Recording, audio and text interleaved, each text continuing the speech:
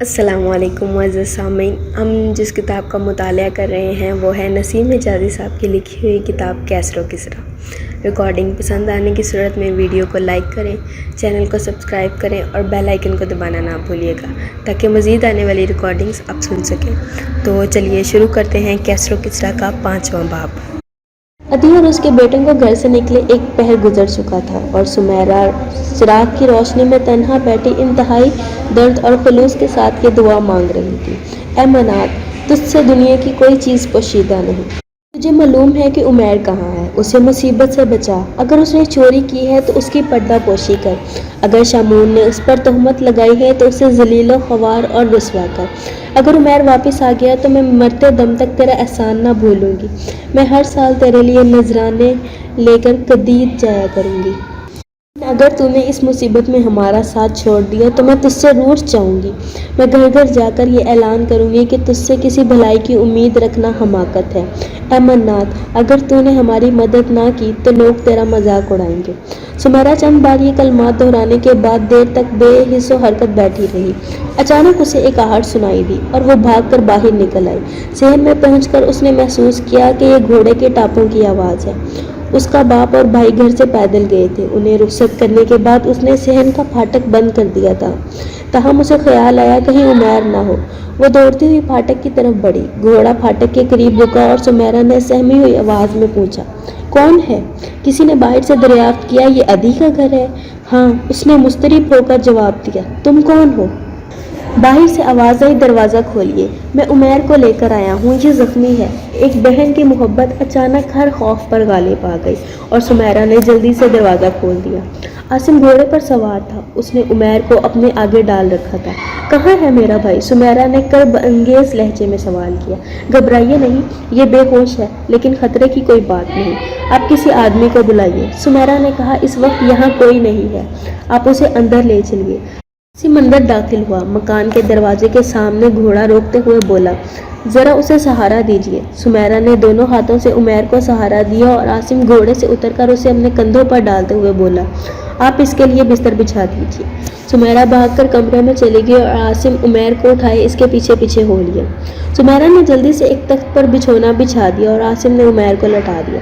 چراغ کی روشنی میں عمیر کے خون آلود کپڑے دیکھ کر سمیرہ کچھ دیر سکتے کے عالم میں کھڑی رہی اور پھر یکایک عاصم کی طرف متوجہ ہو کر بولی: انہیں کس نے زخمی کیا ہے؟ آپ انہیں کہاں سے لائے ہیں؟ یہ کب سے بے ہوش ہیں؟ آپ کون ہیں؟ پھر وہ عمیر کے دونوں بازو پکڑ کر جھنجھوڑنے لگی۔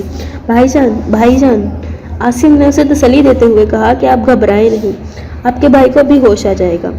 آپ کو یقین ہے کہ انہیں خطرے کی کوئی بات نہیں؟ سمیرہ نے بڑی مشکل سے اپنی سسکیاں ضبط کرتے ہوئے پوچھا۔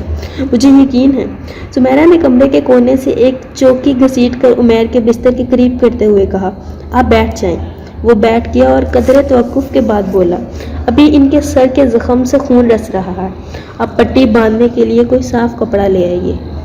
سمیرہ بھاگ کر دوسرے کمرے سے ایک چادر لے آئی اور یکے بعد دیگرے 2 ٹکڑے پھاڑ کر عاصم کے سامنے رکھ دیے۔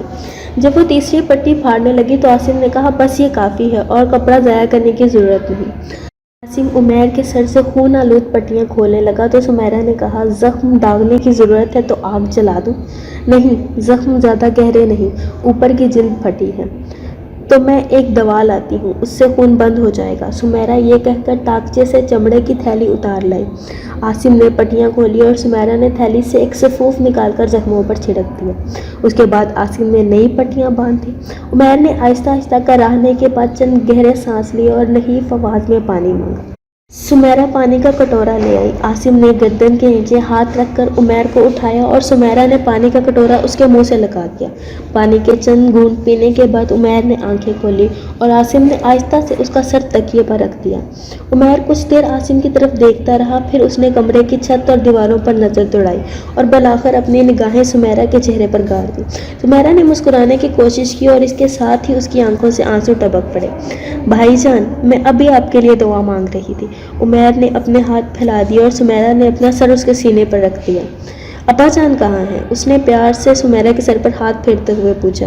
وہ آپ کو تلاش کر رہے ہیں، سمیرہ نے ہولے ہولے سسکیاں لیتے ہوئے جواب دیا۔ عتبہ اور نعمان وہ بھی آپ کو ڈھونڈنے گئے ہوئے ہیں۔ عمیر نے آنکھیں بند کر لی۔ بھائی جان، سمیرہ قدرے توقف کے بعد بولی، آپ کہاں چلے گئے تھے؟ آپ نے ہمیں کیوں نہ بتایا کہ آپ کہیں جا رہے ہیں؟ مجھے یقین ہے کہ آپ چوری کر کے نہیں بھاگے۔ امون نے آپ پر بہتان باندھا ہے، لیکن آپ تھے کہاں؟ آپ خاموش کیوں ہیں؟ بھائی جان، آپ کو مجھ سے کوئی بات چھپانے کی ضرورت نہیں۔ آپ یثرب کے تمام یہودیوں کو لوٹ لیں تو بھی آپ میرے بھائی ہیں۔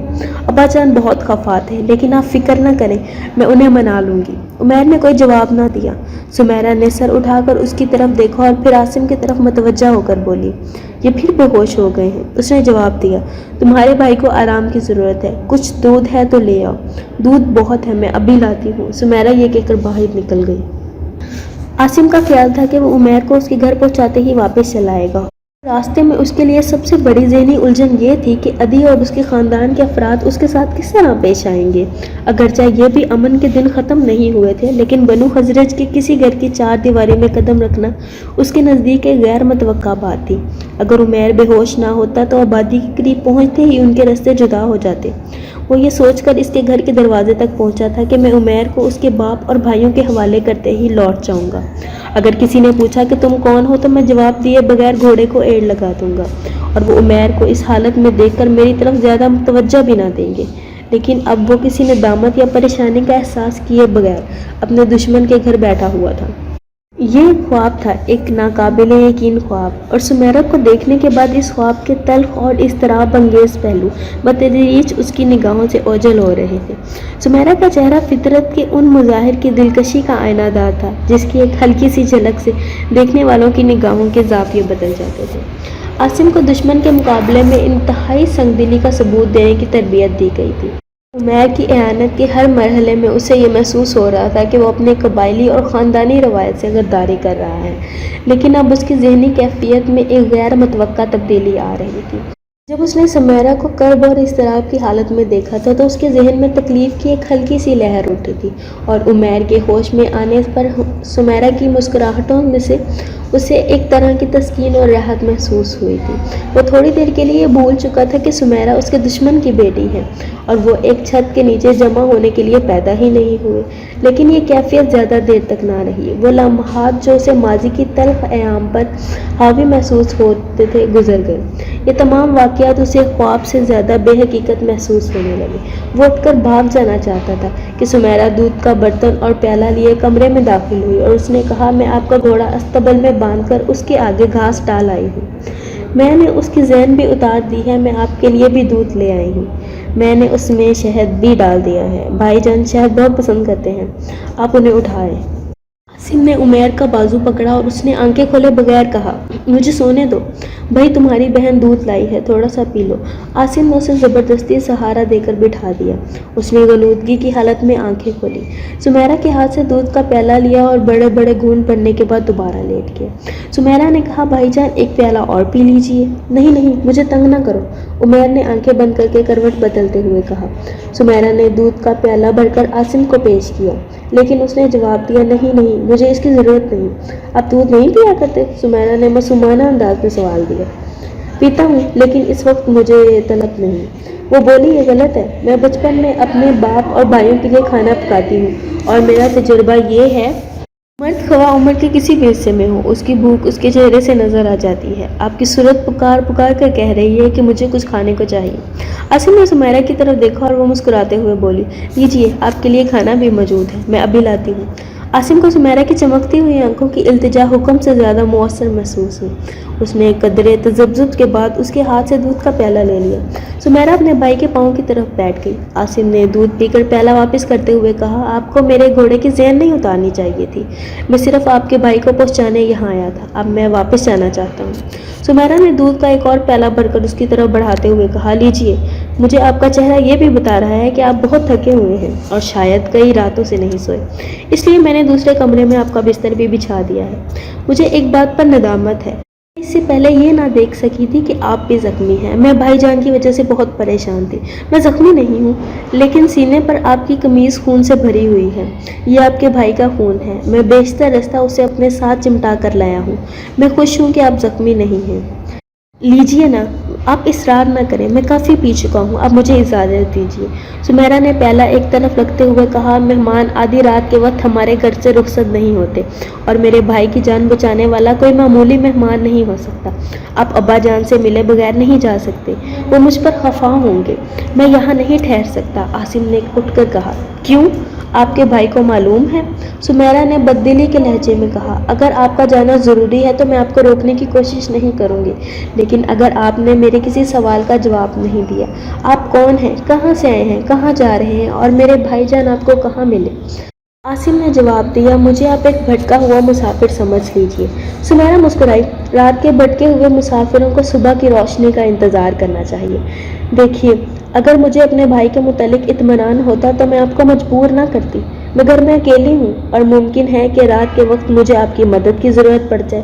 عاصم نے جواب دیا، آپ کے بھائی کو صرف آرام کی ضرورت ہے، چند گھنٹے سونے کے بعد اس کی حالت بہتر ہو جائے گی۔ ہاں، میں آپ سے ایک بات پوچھنا چاہتا تھا، شامون نے آپ کے بھائی پر کیا الزام لگایا ہے؟ آپ شامون کو جانتے ہیں؟ ہاں، اس نے کہا کہ میرا بھائی چوری کر کے بھاگا تھا۔ یہ جھوٹ ہے، آپ اپنے باپ کو تسلی دے سکتی ہیں کہ عمیر نے چوری نہیں کی۔ سمیرہ کی آنکھیں مسرت سے چمک اٹھی اور اس نے کہا، مجھے یقین تھا کہ شامون جھوٹا ہے، لیکن یہ یکا یک غائب کہاں ہو گئے تھے؟ میں آپ کو صرف اتنا بتا سکتا ہوں کہ شامون نے اسے یہاں سے دور بھیج کر قتل کروانے کی کوشش کی تھی، اور آپ نے اس کی جان بچائی ہے نا؟ یہ محض اتفاق تھا کہ میں اسی راستے سے آ رہا تھا اور انہیں زدکوب کرنے والے مجھے دیکھ کر بھاگ گئے، لیکن آپ کسی کو یہ نہ بتائیے کہ رات کے وقت ایک اجنبی نے آپ کے بھائی کو آپ کے گھر پہنچایا۔ آپ کا بھائی آپ کو بتا سکے گا کہ اس میں کیا مصلحت تھی۔ اور دیکھیے، جب انہیں ہوش آئے تو میری طرف سے کہہ دیجیے کہ جو جانور ہمیں راستے میں ملے تھے ان میں نصف آپ کے حصے میں آئے ہیں، اور جس وقت آپ چاہیں انہیں آپ کے پاس پہنچا دیا جائے گا۔ عاصم یہ کہہ کر دروازے کی طرف بڑھا۔ ٹھہریے، میں آپ کے ساتھ چلتی ہوں۔ سمیرہ نے یہ کہہ کر ایک دیا اٹھایا اور اسے جلتے ہوئے چراغ کی لو سے روشن کر کے عاصم کے ساتھ چل پڑی۔ کشادہ صحن کے ایک کونے میں ایک چھپر کے نیچے 3 اور گھوڑوں کے ساتھ عاصم کا گھوڑا بندھا ہوا تھا، پاس ہی اس کی زین پڑی تھی۔ عاصم گھوڑے کو لگام دینے کے بعد زین کسنے لگا تو سمیرہ نے کہا، آپ کہیں دور جا رہے ہیں؟ اگر دشمن آپ کا پیچھا کر رہے ہیں تو آپ کو بھاگنے کی ضرورت نہیں، ابا جان آپ کو پناہ دے سکیں گے، ہمارا تمام قبیلہ آپ کی مدد کرے گا۔ یہ معصوم الفاظ عاصم کے دل کی گہرائیوں میں اتر گئے اور اس نے فوراً گفتگو کا موضوع بدلنے کی ضرورت محسوس کرتے ہوئے پوچھا، تمہارا نام سمیرہ ہے؟ ہاں، آپ کو کیسے معلوم ہوا؟ ابھی عمیر نے تمہیں اس نام سے پکارا تھا، سمیرہ نے کہا۔ میں آپ کو دیکھ کر ڈر گئی، اگر میرا بھائی بے ہوش نہ ہوتا تو مجھے آپ کو اندر بلانے کی ضرورت نہ ہوتی۔ پہلی بار چراغ کی روشنی میں آپ کو دیکھ کر بھی مجھے کچھ خوف محسوس ہوا تھا، لیکن اب مجھے آپ سے ڈر نہیں لگتا۔ عاصم ذہن کس چکا تھا، اس نے رسا کھول کر گھوڑے کی گردن میں لپیٹتے ہوئے کہا، آپ کو ایک اجنبی کی صورت سے دھوکہ نہیں کھانا چاہیے، ممکن ہے وہ آپ کا دشمن ہو۔ سمیرہ نے جواب دیا، اگر آپ ہمارے دشمن ہوتے تو بھی آپ کی صورت دیکھنے کے بعد مجھے کوئی خوف محسوس نہ ہوتا۔ عاصم گھوڑے کی باگ پکڑ کر چھپر سے باہر نکلا اور سمیرہ اس کے آگے آگے چل پڑی۔ اچانک ہوا کے جھونکے سے چراغ بجھ گیا اور صحن میں تاریکی چھا گئی۔ سمیرہ نے چراغ نیچے رکھ دیا اور دونوں کچھ کہے بغیر پھاٹک کے قریب پہنچ گئے۔ عاصم جو چند لمحات قبل پہلے وہاں سے بھاگنا چاہتا تھا، اب تذبذب کی حالت میں کھڑا تھا۔ سمیرہ نے کہا، مجھے معلوم نہیں آپ کی مجبوریاں کیا ہیں، آپ کہاں سے آئے ہیں اور کہاں جا رہے ہیں؟ میرے گھر والوں کو بس اس بات کا افسوس ہوگا کہ وہ آپ کے احسان کا بدلہ نہ دے سکے۔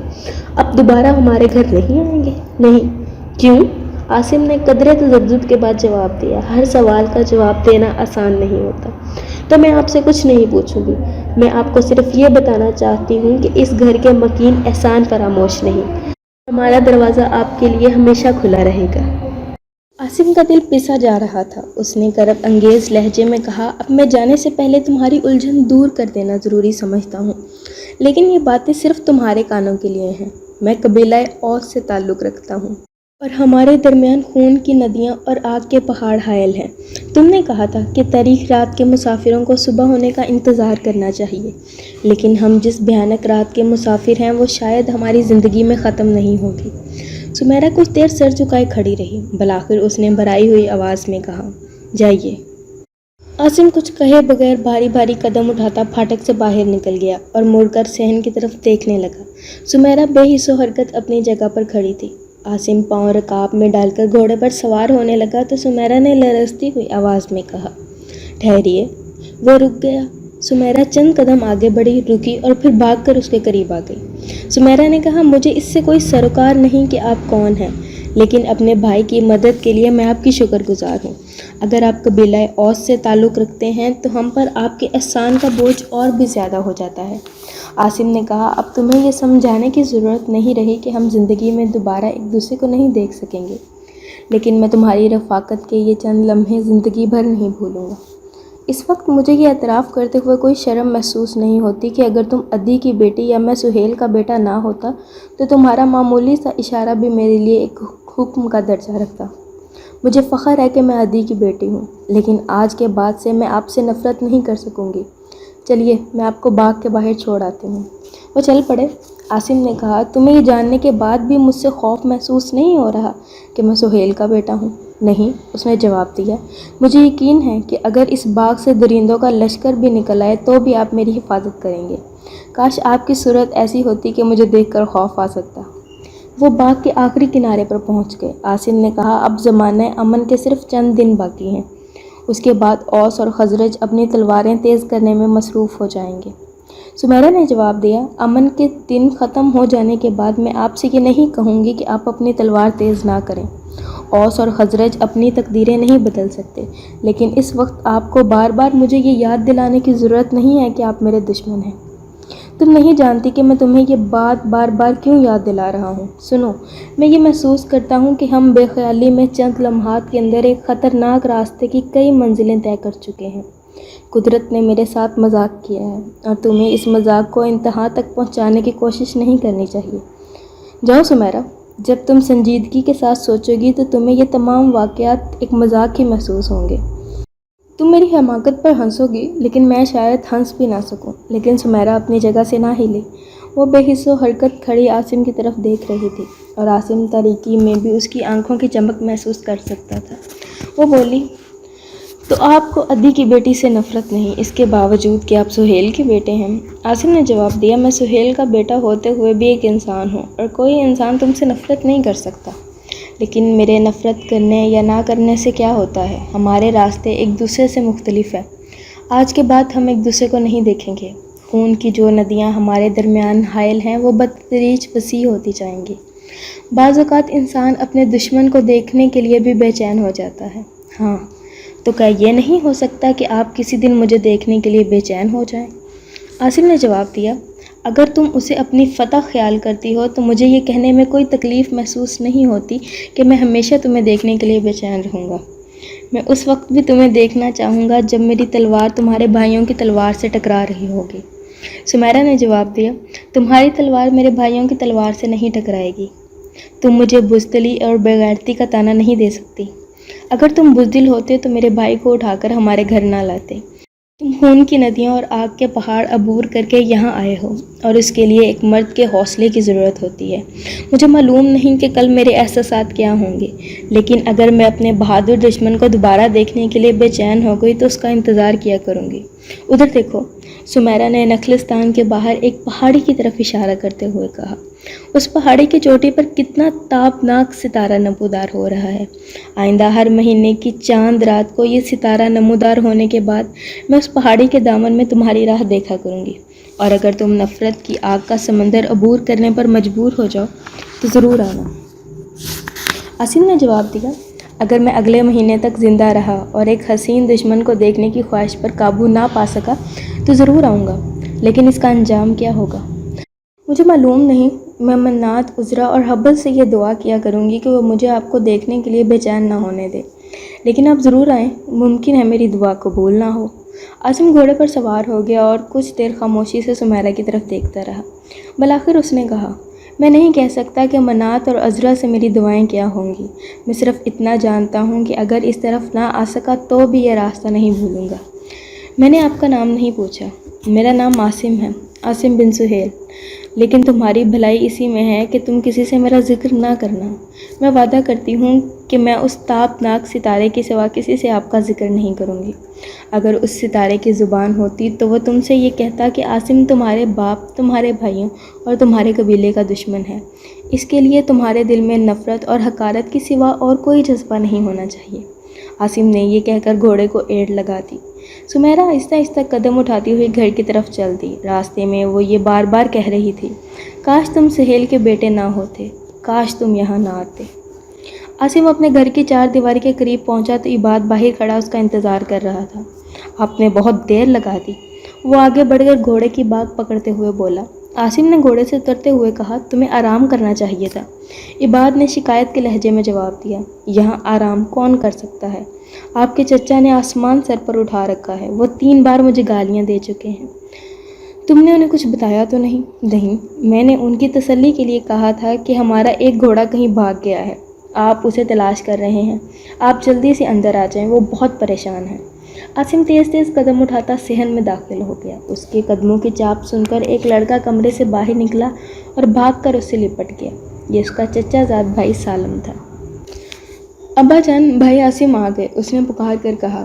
حبیرہ اور اس کی بیوی لیلا کمرے سے باہر نکلے۔ عاصم نے سالم کو ایک طرف ہٹا کر اپنی چچی کو سلام کیا اور اس کے بعد حبیرہ سے بغل گیر ہو گئی۔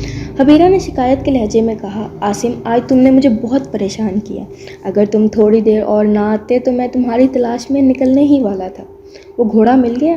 نہیں، وہ بستی کے قریب پہنچتے ہی اچانک ایک طرف بھاگ گیا اور مجھے اس کا سراغ نہ مل سکا۔ تمہیں اتنے کامیاب سفر کے بعد ایک گھوڑے کے لیے پریشان ہونے کی ضرورت نہ تھی، چلو اندر چلیں، سعد نے کہا۔ وہ کھڑی ہے، لیلا نے دروازے کی طرف اشارہ کرتے ہوئے کہا۔ سالم نے کہا، بھائی جان، سعد آپ سے روٹھ گئی ہے، وہ کہتی ہے کہ آپ نے بہت دیر لگائی ہے۔ عاصم نے آگے بڑھ کر سعد کو چمٹا لیا اور اس کی تھوڑی پکڑ کر اسے اپنی طرف متوجہ کرتے ہوئے کہا، اگر میری ننھی بہن مجھ سے خفا ہے تو میں ابھی واپس چلا جاؤں گا۔ سعد مسکرائی، سالم جھوٹ کہتا ہے۔ وہ ایک کشادہ کمرے میں داخل ہوئے اور چٹائی پر بیٹھ گئے۔ عاصم نے کہا، سعد، میں تمہارے لیے دمشق سے کپڑے اور یروشلم سے انگوٹھی لایا ہوں، اور چچی جان آپ کے لیے بھی۔ لیلا نے کہا، سعد اپنے بھائی کے لیے کھانا لاؤ۔ سعد دوسرے کمرے میں چلی گئی۔ حبیرہ نے کہا، بیٹا، میں اس کامیاب سفر پر تمہیں مبارکباد دیتا ہوں، یہ تلواریں بہت اچھی ہیں، صرف کپڑا بیچ کر ہم شامون کا سارا قرضہ اتار سکیں گے، لیکن یہ گھوڑے اور اونٹ تمہیں کیسے ملے؟ چچا جان یہ آوارہ پھر رہے تھے، اگر چند دن تک ان کا وارث نہ آیا تو یہ ہمارے ہیں۔ حبیرہ نے کہا، بیٹا، لوگ اپنے جانور یوں ہی رستے میں نہیں چھوڑ جاتے، تم مجھ سے کوئی بات چھپا تو نہیں رہے؟ نہیں چچا جان، عاصم نے اپنی پریشانی پر قابو پانے کی کوشش کرتے ہوئے کہا۔ حبیرہ نے کہا، اب ہمارے قبیلے کا ہر آدمی یہ تلواریں حاصل کرنے کی کوشش کرے گا، لیکن ہم صرف ان لوگوں کے ہاتھ فروخت کریں گے جو دشمن سے لڑنے کا عہد کریں گے۔ عاصم نے جواب دیا، چچا جان، میرا کام تلواریں لانا تھا، یہ آپ بہتر جانتے ہیں کہ ان کا اصل حقدار کون ہے۔ حبیرہ نے کہا، امن کے دنوں ختم ہونے کے بعد تمہیں بہت محتاط رہنا چاہیے، تمہاری اس کامیابی کے بعد بنو خزرج ہست کی آگ سے جل اٹھیں گے۔ آپ میری فکر نہ کریں، میں اپنی حفاظت کر سکوں گا۔ سعد نے کھانا لا کر عاصم کے سامنے رکھ دیا اور حبیرہ نے کہا، بیٹا تم کھانا کھاتے ہی سو جاؤ، صبح اطمینان سے باتیں کریں گے۔ عباد کھانا کھا چکا ہے؟ عاصم نے سوال کیا۔ ہاں، حبیرہ نے جواب دیا۔